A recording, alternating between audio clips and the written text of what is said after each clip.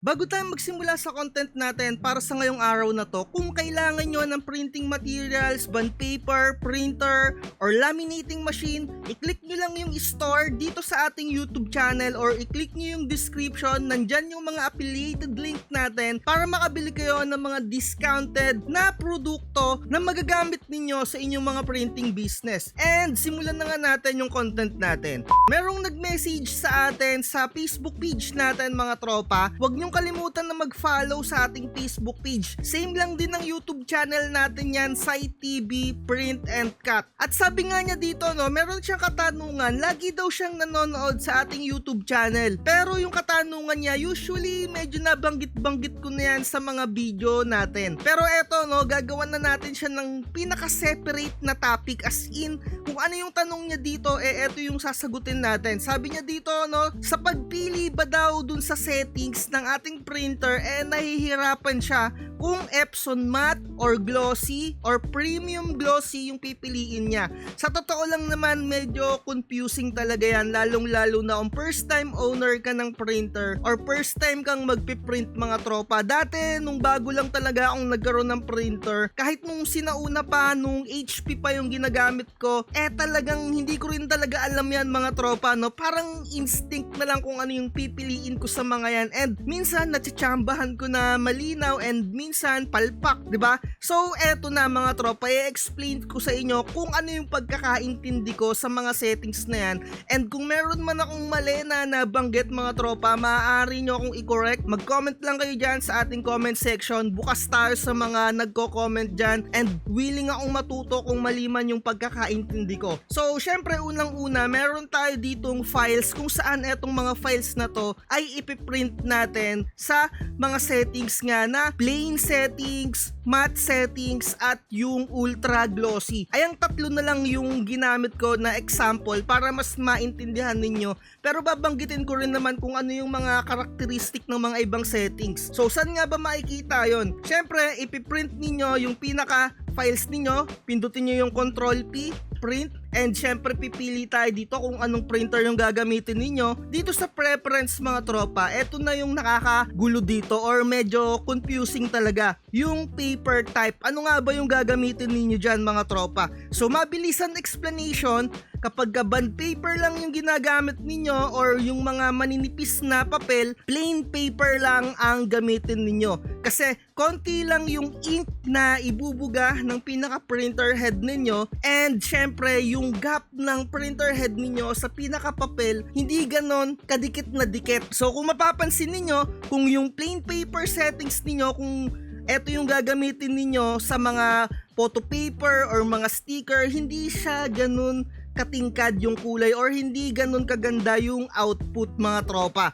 Kasi nga, yung ink na ginagamit kapag ka plain paper settings lang, konting-konti lang. And kung gusto mong makatipid, kung merong nagpapaprint sa inyo ng mga document, pwede ninyong i-draft settings, lalong-lalo na kung gustong mag-discount, kasi 50% ang madi-discount or maliles sa paggamit ninyo ng ink kung draft settings. Pero syempre, medyo hindi ganun kalinawan. Eto yung sa quality naman. Na-explain ko na to, yung tungkol sa quality, pero syempre papahapyawan pa rin natin yan. So again, pag plain paper lang, usually yan sa mga bond paper, and konti lang yung ink na ibubuga ng inyong pinaka printer head. And syempre kapag bond paper, hindi ka pwedeng mag Epson matte dyan. Kung tutuusin, pwede naman talaga, pero mapapansin mo basang-basa yung papel. Kumbaga hindi siya akma dun sa settings na Epson matte kung bond paper yung gagamitin ninyo. Kaya always set yung paper type kapag ka bond paper lang. And syempre hindi rin natin masasabi kapag medyo palyado na yung printer head, dito na kayo magbabago ng Epson matte, kasi yung ink na binubuga kapag settings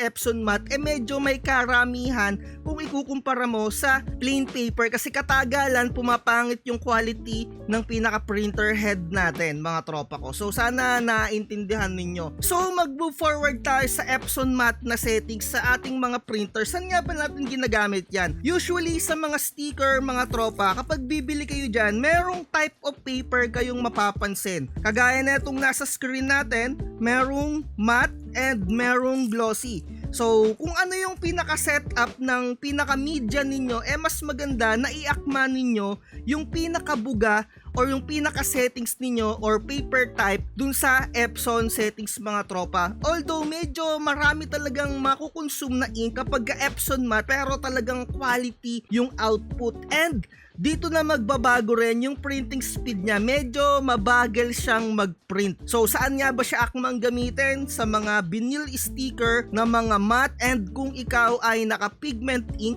talagang quality yung pagkaka-print ng inyong mga printer dyan mga tropa ko. And kung tatanungin nyo ako kung yung Epson matte na settings, kung pwede ba siyang gamitin sa mga glossy na kagaya ng media na to, pwede. Pero mga tropa, mas maganda kung yung pinaka-glossy na media ay glossy yung settings na gagamitin ninyo. Mamaya i-explain natin further. Medyo confusing mga tropa itong paper type. Kahit ako medyo naguguluhan pa rin ako, pero once na maintindihan mo yung pinaka-idea ng mga settings na to, talagang magugulat ka, ayun pala talaga, pwede pala yun. May mga ganong factor yan mga tropa. Kumbaga mga revealing idea or revealing knowledge mga tropa ko, no? So ayun nga, maganda siyang gamitin sa mga stickers, lalong lalo na kung naka-pigment ink ka. So, syempre, mag-move forward tayo dito sa glossy. So, etong glossy, kung tutuusin mga tropa, pwede ka rin gumamit ng Epson settings na matte dito. Pero mas maganda kung ang setup na gagamitin mo dun sa pinaka-printer mo, talagang dedicated sa ultra glossy or glossy na settings. Kasi yung coating niya, mas kailangan yung printing speed niya is slow. Kumbaga kapag ang pinaka-setup mo dito ultra glossy, meron siyang factor na tinatawag na micro poses. Kumbaga kapag glossy, hindi siya yung mabilis nang mag-print. Medyo may micro pause siya para yung pinaka-ink matuyo muna, para yung pagkakapatong or yung pagkaka-print ng image talagang alam mo yun, yung litaw na litaw yung pagka-glossy niya. Medyo nahihirapan din akong i-explain mga tropa, sa totoo lang. Pero mga tropa, ipapakita ko na lang sa inyo yung pinaka-output. Nag-print na ako dito, ilalagay ko na lang dyan sa screen natin. Nakikita nyo naman dyan, medyo nagpa-flash niya dyan. Sa totoo lang, yung mga settings na to, hindi mo naman siya masyado noticeable, lalong-lalo na kung wala kang kakayahan yung mga mata natin, or wala ka talagang, yung mata mo, walang skills na kayang ipagkumpara yung mga output. Pero hindi naman siya ganun talagang ka-noticeable mga tropa, sa totoo lang. At manonotice mo lang talaga dito yung plain paper na settings. Kagaya nito, sa bond paper, nagprint ako ng plain settings, and ayan yung pinaka-speed niya. Mabilis siyang mag-print syempre, pero mga tropa, as in plain paper settings at yung pinaka-output niya, hindi naman ganun na ka-rich yung pinaka-output. Syempre, bond paper lang siya, kasi nga kung ima-matte settings natin siya, maaaring masayang or hindi akma. Although pwede naman, pero syempre kung nagbi-business ka, mas kailangan mong mas makatipid para mas kumita. Hindi siya magiging akma kung ima-matte settings mo to, maliban na lang kung palyado na nga yung printer head mo. Talagang stick sa plain settings mga tropa, para mas tipid sa ink and mas mabilis mag-print. And dito na tayo papasok sa matte na output. Eto, meron akong matte na vinyl sticker dito, and pinrint ko siya ng setup ay paper type matte. Ayan yung pinaka-output niya. And kung ito yung gagamitin ninyo, medyo may katagalan din siyang mag-print, pero hindi kasing tagal ng mga ultra glossy na setup. Kasi kapag ka ultra glossy, talagang mabagal siyang mag-print mga tropa. Kung i-explain natin, Epson matte, mas deep yung kulay niya, and akmang-akma siya na hindi yung, alam mo yun, yung non-reflective factor talaga yung kinukuha natin dun sa matte settings na yun, kasi mas maganda yung pagkaka-penetration niya dun sa coating talaga ng matte, kaya laging matte settings yung gagamitin ninyo. And next natin, eto, kung makikita nyo dyan sa screen, napakatagal nating pinrint. Eto, glossy yung pinaka-media natin, and yung surface yung coating niya, glossy type siya. Glossy to glossy yung settings natin dito. kung i-compare natin, hindi mo naman talaga siya manonotice kung isa side by side mo siya. Merong mga mangilan-ngilan na part na kayang manotice ng mga mata natin, pero halos parehas lang din talaga. Ayan o, ang pinagkaiba lang talaga, sa totoo lang, mas maraming nakukonsume na ink kapag ka ultra glossy yung gagamitin natin na settings. Dito sa paper type, mas maraming nakukonsume to. So syempre kung nagninegosyo ka, kailangan mong makatipid para mas mataas yung benta mo. Pero syempre, kailan natin gagamitin etong ultra glossy? Gagamitin natin to sa pinaka-importanting mga photos ninyo. Ito yung mga pang-professional level na. Ito yung gagamitin nyo dyan. Ultra glossy. So sana nagagets nyo mga tropa ko, no? And alam ko naman na itatanong nyo, pwede bang gamitin natin yung ultra glossy sa matte na media? Pwede mga tropa. So ano naman yung downside nun? Sa totoo lang, hindi talaga siya noticeable. Ang magiging downside lang, mabagal siyang mag-print kasi nga kapag ang settings ninyo ay ultra glossy, meron siyang setup na merong microprocess kasi inaantay muna nung printer head na matuyo ng kahit papano bago maprintan ulit. So di hamak na mas tatagal yung pagbigay ninyo sa customer ninyo ng pinaka-output ninyo, 'di ba? So hindi naman talaga noticeable yung pinaka-output niya. Eto, matte na pinrintan natin ng ultra glossy na setup.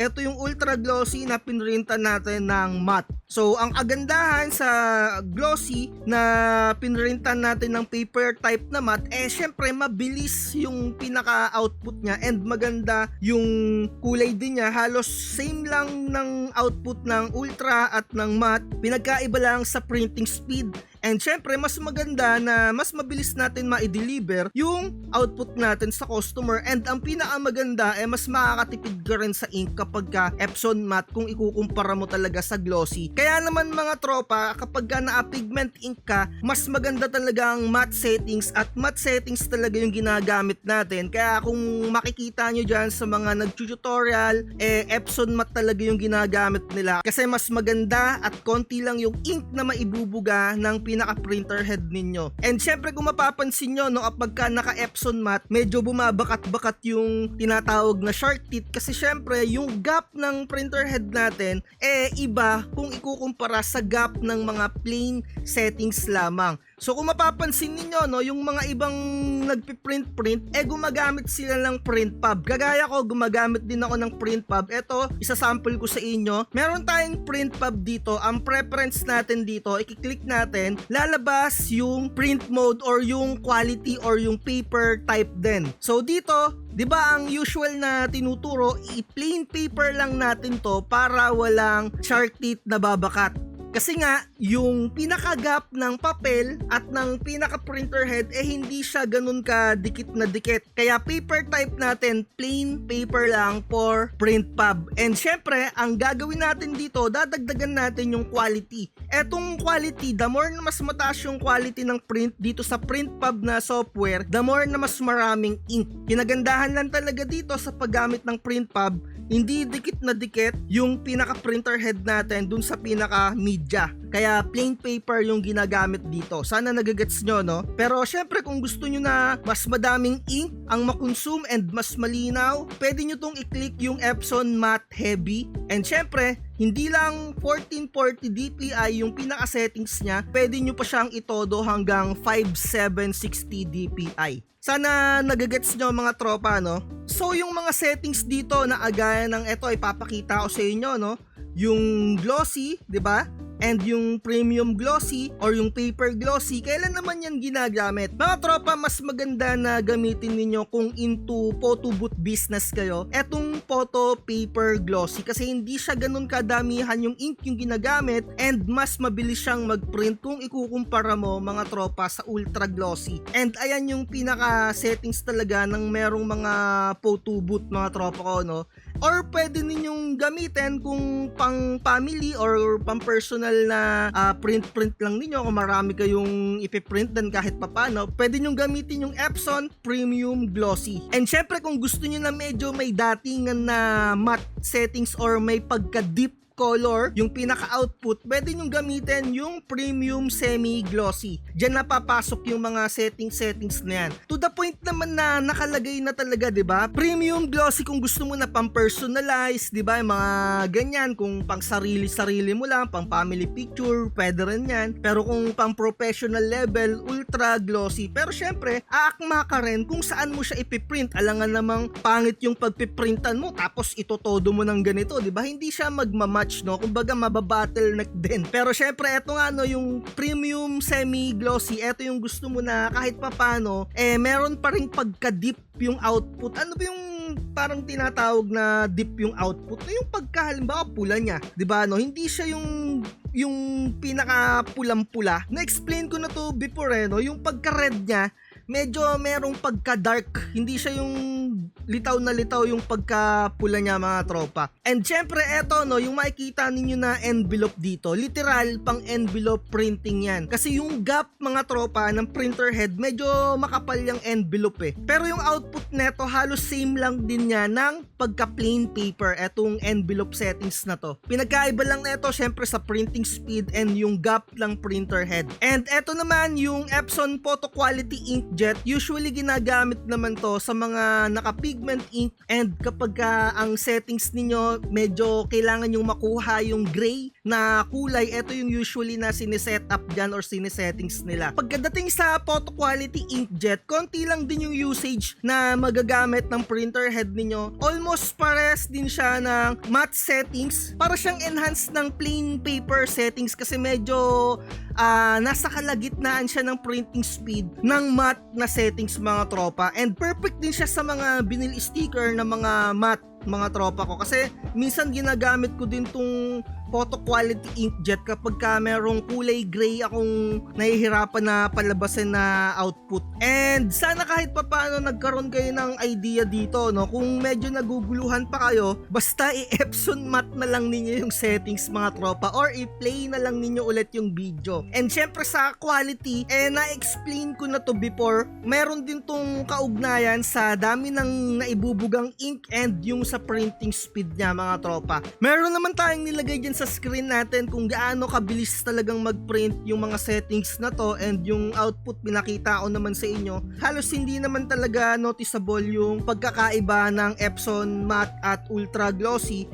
Syempre magkakaiba na lang yan sa na-consume na ink ng inyong mga printer at sa printing speed niya. So sana next time na magpiprint kayo, alam nyo na yung paper type na gagamitin ninyo. And kung meron man akong mga maling nasabi, i-comment nyo na lang dyan sa ating comment section para syempre mas magkaroon pa rin ako ng knowledge. Pero ayun yung pagkakaintindi ko when it comes, mga tropa, sa paper type na settings dito sa mga printer natin. Hindi lang Epson printer yung mga merong ganito, kahit sa mga brother Canon may mga ganyang settings din. Again, dito sa quality na-explain ko na to, and alam nyo na yan, common sense na yan, standard. Ibig sabihin ayun yung normal printing ng matte paper type settings. Kung gusto nyo pa siyang i-high, syempre mas marami pang maibubuga, mas darken and mas deep or mas lalalim pa yung kulay nung pinaka output niyo, and syempre mas dodoble yung pag-consume ng ink ninyo kung ikukumpara mo dito sa standard na quality. Na-explain ko na yan, panoorin nyo na lang, ilalagay ko na lang sa description yung link. And again, kung kailangan nyo ng mga template kagaya na itong mga nakikita niyo dito sa screen, ito yung mabenta sa mga template natin, yung mga Bible verses. Ayan, mga tropa, no? Salamat sa panonood, at lagi ko sinasabi, mga tropa, research is the key at wag na wag magpapauto. Bye. Huwag kang magpapauto, mag-isip ka sa pilian. Sa laro ng buhay, dama ang tampuhan. Di lahat ng nagpa-hype siguradong totoo. Sariling landas hanapin mo sa mundo. Tumarami